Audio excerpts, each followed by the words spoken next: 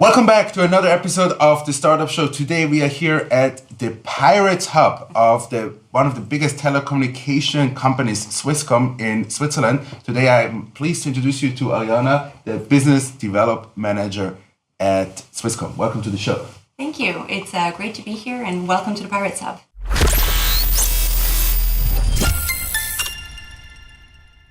Welcome back to a new episode of the Startup Show. Today I have the big pleasure to meet the biggest telecommunication company, Swisscom, here at the Pirates Hub at the headquarters here in Zurich. And we are talking probably about innovation and startups. But before we go into the show, maybe tell us a little bit about your life and where you're coming from. Yeah, I am a globetrotter, a nomad per se. My name is Arijana Walcott. I am 32 years old already, I think. Jesus. And I currently work in San Francisco at the Swisscom Innovation Outpost. Most of you probably don't know that we have an outpost in San Francisco. Neither did I a few years ago. I started my career in call centers. I was a call center agent 15 years ago. Worked my way up, per se. I think it will be a great American story, but we're not in the States. No, I worked my way up from call center agent to management. The last few years I was doing culture and transformation, something completely different that came after my studies in the States of psychology. And now, as I said, I do innovation. At least I hope to help others to do innovation. I don't think I do innovation. That would probably be wrong. But yeah, we are working with startups and trying to find new ways to bring innovation into Swisscom and into Switzerland. It's very nice. Tell me, probably most of the people never, as you said, never heard that, the Swisscom is represented in the Silicon Valley. Yeah. What exactly are you looking for there? That's a really good question. Sometimes we know what we're looking for, sometimes we don't. Our customers are the Swisscom business units, so managers within Swisscom that might have a problem that they need to solve. And we're actually looking for problems first within Swisscom, and then we're going out and looking for solutions in the Silicon Valley ecosystem. That could be a startup that can solve one of our problems that we would invest in or cooperate with or white label their solution to bring it here. Maybe we'll just let them inspire us and help us build our own solution. This is across all of our business units. It could be innovation that helps strengthen our sales and give us better reception to brand new services, to new technologies, to new immersive things like augmented or virtual reality. Mm-hmm. It's not exactly clear what we're looking for when we start, which is the exciting part of the job. So maybe you can give us maybe one or two examples of startups that you said those are very interesting that maybe you don't have to mention names. I'm not sure if you're allowed to, but you can tell us maybe some names of startups where you say at first it's not so obvious that these kind of startups are relevant for telecommunication companies such as Swisscom. But if we're looking down the line, let's say 5 to 10 years, they will be of utmost relevancy to our core business. Right. And that would always be a guess, right? Absolutely, yeah, for sure. No, sometimes it's funny how certain people are with their 10-year forecasts. Do you have a magic 8 ball, or how are you so certain? On top of my head, there's one startup that I'm quite fan of that I think I could name by name because we're not currently working with them. They're called HotSwitch. I started looking into them when we were looking to capture the customer's attention when he's watching TV. And that might sound weird because why would we need his attention? He's watching TV. We know that since we have all these small and medium-sized screens around us, that when we watch TV, about 97% of us tend to divert our attention to a second or third screen while we're supposed to watch a movie or a show. In the Silicon Valley, there's a bunch of startups who are looking to not only capture your attention when you move away from the big screen, but also monetize that. How do you monetize that? What HotSwitch does is they offer viewing parties online. So what's your favorite show? Shark Tank. Okay, Shark Tank. So you are here in Switzerland and I'm in the Silicon Valley, and both of us want to watch Shark Tank, but the chance that we're going to watch it at the same time is fairly slim given the time difference. So you'll probably watch it before I will. And there's things you want to tell me, and there's things I don't want to hear yet because I haven't seen the episode. Yeah. So if you're watching it with the app, you will leave your comment at the moment where the show gets really interesting. And when I'm watching it with the app open, I will get your comment at the moment you placed it in the show. So if you, at 3 minutes into it, you're like, oh my God, this is amazing. Then 3 minutes into it, when I'm watching the show, I'll get your comment. Gimmicky and fun. That's how they started. They started on Facebook, and then they made an app, and they realized, whoa, there's a lot of momentum. And what people really think is hot, one thing is, we can exchange comments, but what if I can exchange comments with Hershevik? Yes, Robert.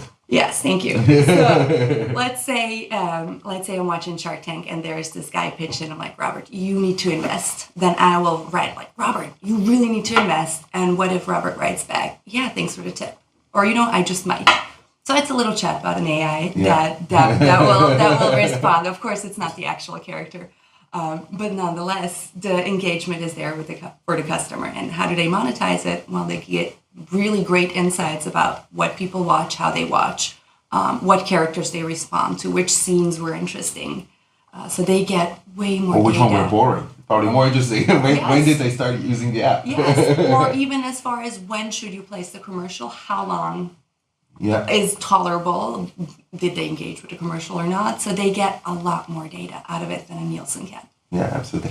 Tell me, when you're working out from a big corporation, probably like you a lot of times have to deal with bureaucracy versus innovation. Yeah. How does it work? Maybe here in Swisscom, how does it work? What's the solution like to further innovation within a big corporation?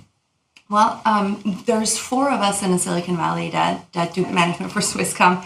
And one of them is specifically looking into corporate innovation. What type of frameworks are out there and how can we adapt them to make that more successful? So I realized after I started that lots and lots of corporations are having difficulty doing corporate innovation, and it's not just moving to Slack or moving to like away from email or yeah, it's not as easy as it sounds, and a lot of big players struggle with it. I think personal relationship with stakeholders is what's helped me the most. As simple as that sounds, and that in turn also means bringing people from the outside to do that job is fairly difficult. So one thing is having a really good relationship with the line managers within the company that you can call and say like, oh, hey, I saw something really cool, you should look at it. And if I know the line manager, I'll know which trigger words I'll need to use or what he will consider cool. So, if you know your peers, then you know what they consider cool and where to which level to engage in. From a structural perspective or from a process perspective, what would be helpful is if within the company you have a portfolio manager, somebody who is responsible for the entire portfolio across all units, including the mix of current products versus new products or innovative products. And there's a scale. Is it Horizon 1, 2, 3? So is it is it a feature that is innovative, or is it a full-blown new product that is completely different? But if you have somebody within the company who manages the entire portfolio and is not only responsible for a small part of it, we believe the chance is bigger of getting more things funneled through and not having people say, oh, not invented here, or I have a full roadmap for the next 5 years, or I don't have any budget, or... Yes. So these internal little fights that building tend the to happen. relationship with the right people, I guess. Building the relationship with the right people, but then also having one or multiple people who oversee the whole portfolio, and not only. So if you separate regular business and innovative products, it's always going to be difficult. For sure. For the last part of my show, I make it a little bit longer this time because I think you have a very big talk expertise. Too much? No. I mean, like the third part usually comes a bit later, but like this time I wanted to grab it a little bit earlier because I think you have such an expertise in comparing between, let's say, the Silicon Valley, especially give us some insights about the Silicon Valley, and also like in comparison to Switzerland. Yeah. So let's start first of all, like what do you see in the Silicon Valley, for example, in terms of characteristics of, let's say, the startups and investors when they approach a startup? Is it like something that you see is very different to Switzerland, or something that, what's the environment like there? A lot more open, and before the show started, we talked about titles a little bit. Yeah. So in general, when you talk to people at a conference, they really do not care what your title is. They will not make you sign an NDA before sharing an idea. So it's just like, oh, you're working at a telco. I had this idea. They'll tell you the idea. But tell me, why not to sign an NDA? if someone comes to you and says like, because an idea is not. I mean, I know the answer, right. but like tell them, because from here they don't want to hear, but they want to hear from an expert. An idea without execution is an illusion. Yes. So having an idea means having nothing at all. It's great to have an idea, but it's not worth anything until you validate it and until you start doing something with it. So lots of people run around with ideas, especially in the valley. Especially in the valley, and you know, in startup culture, we have this thing called pivoting, meaning that you keep adjusting your product or service depending on the feedback you get. And it starts with the idea, right? So I'll go to a conference and I'll meet somebody and I'll tell them my idea and I'll get some feedback. And then I'll retell my idea, including the feedback I just received. And within one evening, my idea might die, or it might develop to something super new and interesting. But if I don't tell anybody, then the chance is large that I'll do what corporations do, which is I'll build something until the very end. I'll put it out there, and then I'll find out that nobody's interested, or I missed some important things. And there's a lot of startups that are in emerging technologies or emerging fields, and they need to talk to each other in order to really advance.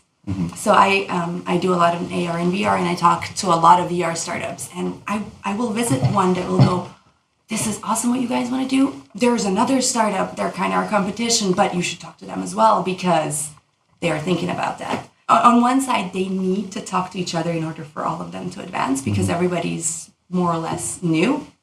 And the other thing is there's so many requests. So VR is super hot right now. Everybody wants to do something in VR, and they get inundated with requests from corporates who try to figure out what to do that they can afford to go talk to them. Yeah. They can help you as well. So tell me, when you say, like, when you look at let's say the Swiss startup ecosystem versus the Silicon Valley, is there something that you say like, well, that's the difference that like is the breaker, let's say, for Switzerland for not having, let's say, one of the biggest acquisition or IPOs, or let's say, to be more practical, what does the Swiss ecosystem have to do to become big in startups? I think there's a lot happening here already, and I can mostly speak about Zurich. I'm not really familiar with the, and I don't know if there is anything happening outside of Zurich, but within Zurich, I think there's a lot of things happening with programs like Venture Kick. There's a lot of things happening in Switzerland. Swisscom is doing the Startup Challenge, where we find 5 top startups that we take to the Silicon Valley for a week for introductions. So I think we're doing a lot, and not everybody has to become a Silicon Valley. Silicon Valley is an awesome place to be, and it's an important place to be, but it has its fallacies as well. And one of them being, once an Uber comes out, 150 copies of it get made. And startups don't arise because there's problems to solve, but they arise just because we're in a valley and there's money and everybody has an idea.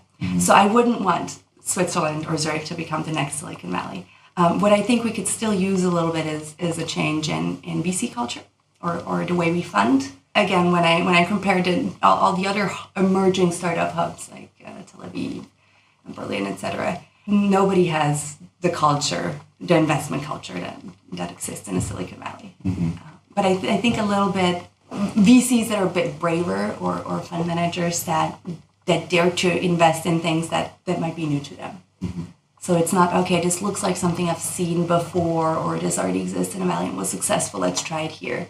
But really, to be brave to try something completely new. I mean, the money is around here in Switzerland. That's definitely one of the advantages. Yes. The money's here.